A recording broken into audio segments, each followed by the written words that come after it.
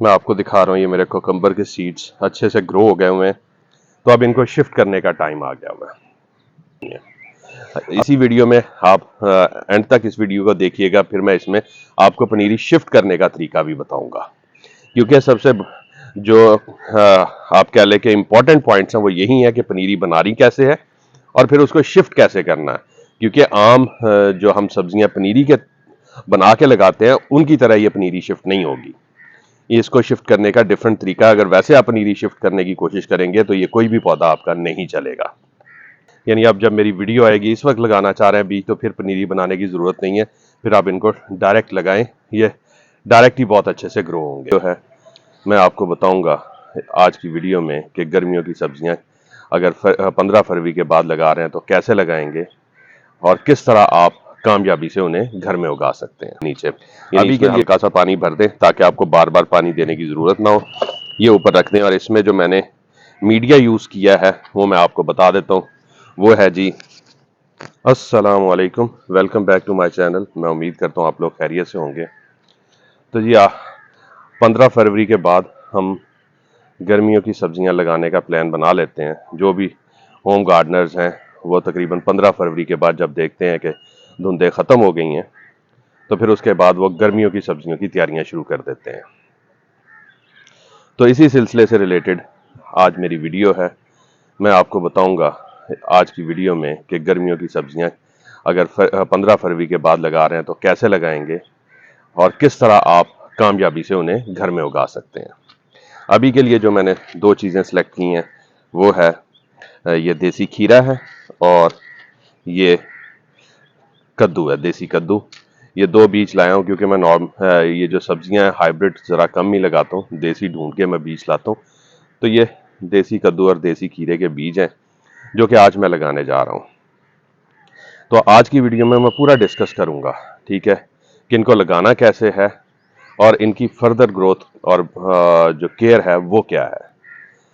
तो इससे पहले कि मैं वीडियो में चीज़ें डिस्कस करना स्टार्ट करूं, जो लोग मेरे चैनल पे नए हैं उनसे रिक्वेस्ट है कि वीडियो को चैनल को सब्सक्राइब कर लें, बेल नोटिफिकेशन ऑन कर लें ताकि इसी तरह की इन्फॉर्मेटिव वीडियोस जब मैं आगे अपलोड करूं तो उनको ये इन्फॉर्मेशन मिल सके।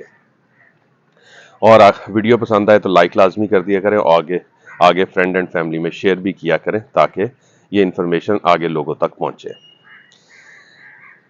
तो चलिए वीडियो स्टार्ट करते हैं। ये दो बीज है, ठीक है, ये मैं लगाऊंगा और इनको लगाने का सबसे पहली तरीका तो ये है कि जब आप 15 फरवरी के बाद लगा रहे हैं और अभी मार्च की धूपें स्टार्ट नहीं हुई तो आप इनकी पहले पनीरी बनाएंगे। पनीरी बनाने के लिए आपको इस तरह की एक सीडलिंग ट्रे चाहिए होगी, छोटी है, आराम से आपको दराज से मिल जाएगी। ये देखिए मैं आपको दिखा देता हूँ। इसके नीचे ये वाटरिंग ट्रे होती है कि पानी वगैरह देना हो तो वो इसके नीचे, यानी इसमें हल्का सा पानी भर दें ताकि आपको बार बार पानी देने की ज़रूरत ना हो। ये ऊपर रख दें और इसमें जो मैंने मीडिया यूज़ किया है वो मैं आपको बता देता हूँ। वो है जी पीट मॉस और उसमें ये जो वाइट वाइट से आपको नज़र आ रहे हैं ये परलाइट मिक्स है। तो पीट मॉस में तकरीबन 20% मैंने परलाइट मिक्स किया और मिक्स करके मैंने इस तरह ट्रेस को फिल कर लिया है। तो इनमें मैं सीड्स लगाऊंगा और इसके ऊपर इसका कवर होता है इस तरह का, ये ऊपर से कवर हो जाएगी क्योंकि ठंड है ज़्यादा है अभी, ठीक है, और रात को ओस भी पड़ती है। अगर हम इसको ओपन छोड़ देंगे तो ये कभी भी सीड्स जर्मिनेट नहीं होंगे क्योंकि ओस की वजह से सीड्स खराब हो जाते हैं। तो इसलिए इसको कवर करना बहुत ज़रूरी है।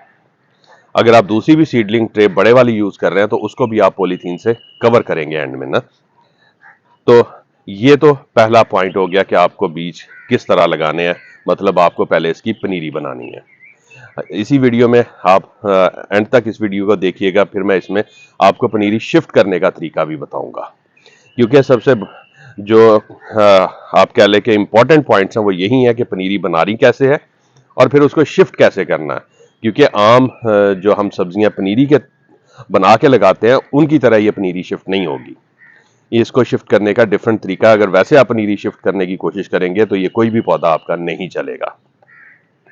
तो चलिए सबसे पहले मैं बीज लगा लेता हूं। ये मेरे कद्दू के बीज है, इनको मैं खोलता हूं और इनमें से मेरी ट्रे में है 12 होल्स हैं, तो मैं 12 सीड्स लूंगा और हर होल में एक सीड लगाऊंगा। इस तरह से रख के ऊपर से मैं कवर करता जाऊंगा, फिंगर से हल्का सा होल करूंगा, उसके अंदर सीड रखूंगा और ऊपर से कवर करता जाऊंगा ऐसे।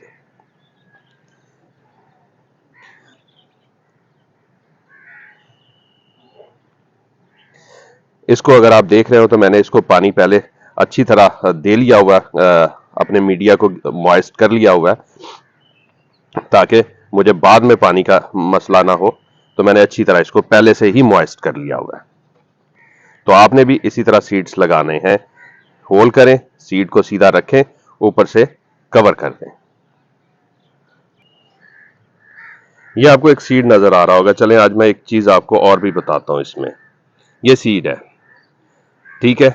इसका ये जो पॉइंट है, यहां से रूट्स जर्मिनेट होंगी, इस जगह से रूट्स जर्मिनेट होंगी और यहां से जब ये फटेगा तो यहां से इसके बेबी लीव्स निकलेंगे। इस साइड से इसके बेबी लीव्स आएंगे बाहर, यहां से रूट्स और यहां से बेबी लीव्स आएंगे।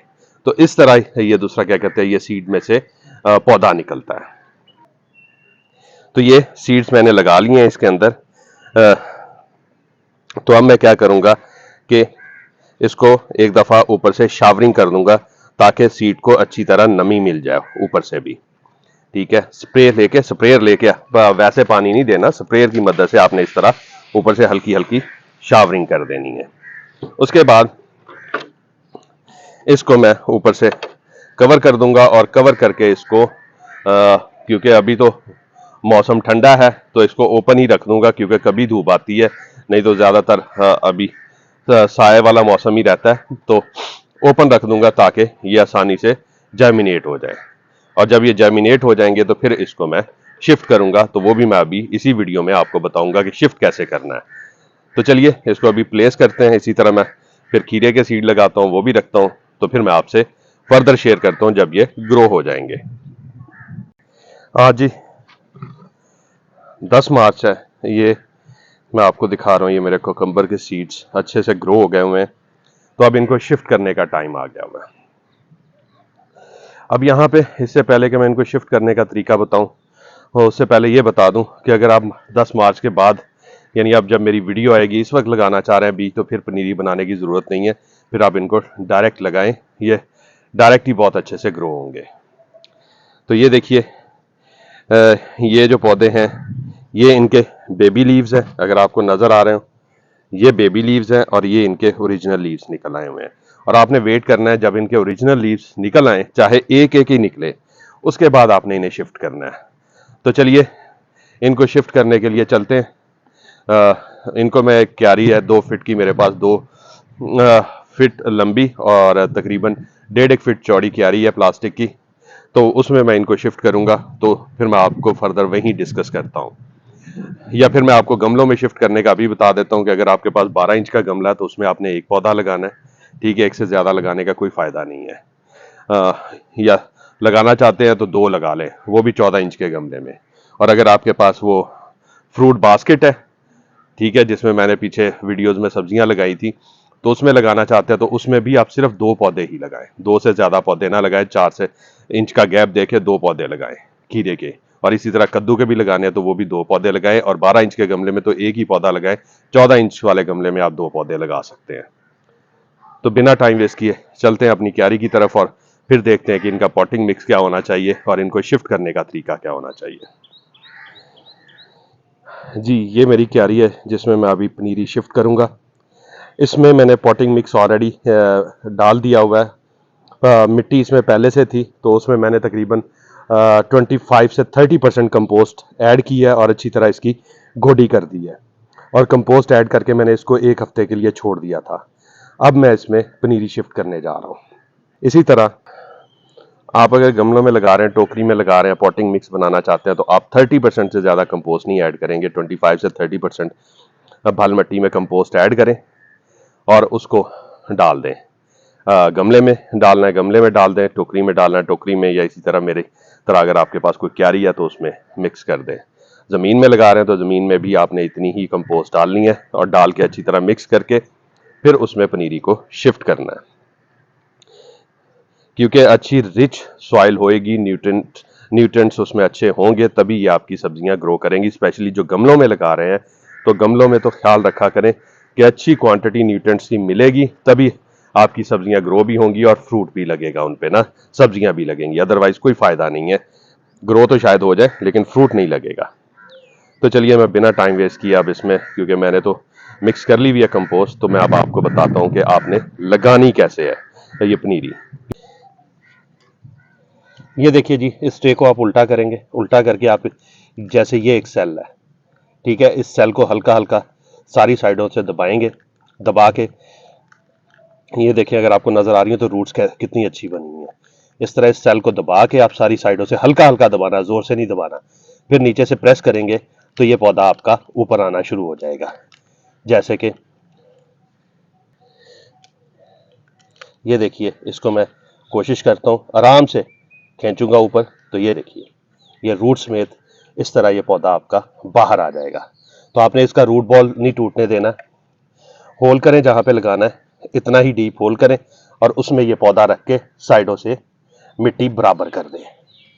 ऐसे ये ज़हन में रखिएगा कि ये पौधा पूरा अंदर छुपना चाहिए, नीचे इसका रूट बॉल। तो इस तरह साइडों से आप मिट्टी बराबर कर देंगे, तने के पास से नहीं दबाना, साइडों से इस तरह बराबर कर देंगे। तो इस तरह आपने सारे पौधे लगा देने हैं। तो ये तरीका है, इस तरह आप इन पौधों को लगाते जाएंगे। तो बाकी पौधे लगा के फिर मैं आपसे फर्दर शेयर करता हूं कि फर्दर केयर क्या करनी है। ये देखिए जी, मैंने 3 से 4 इंच के गैप से 6 पौधे लगाए हैं इसके अंदर, क्योंकि 2 फीट 2.5 फीट चौड़ी है और तकरीबन 1.5 फीट 2.5 फीट लंबी और 1.5 फीट चौड़ी क्यारी है। तो उस हिसाब से मैंने इसमें 6 पौधे लगाए हैं। अब अगला स्टेप है इनको पानी देने का, तो अभी मैं इनको भर के पानी दे देता हूं।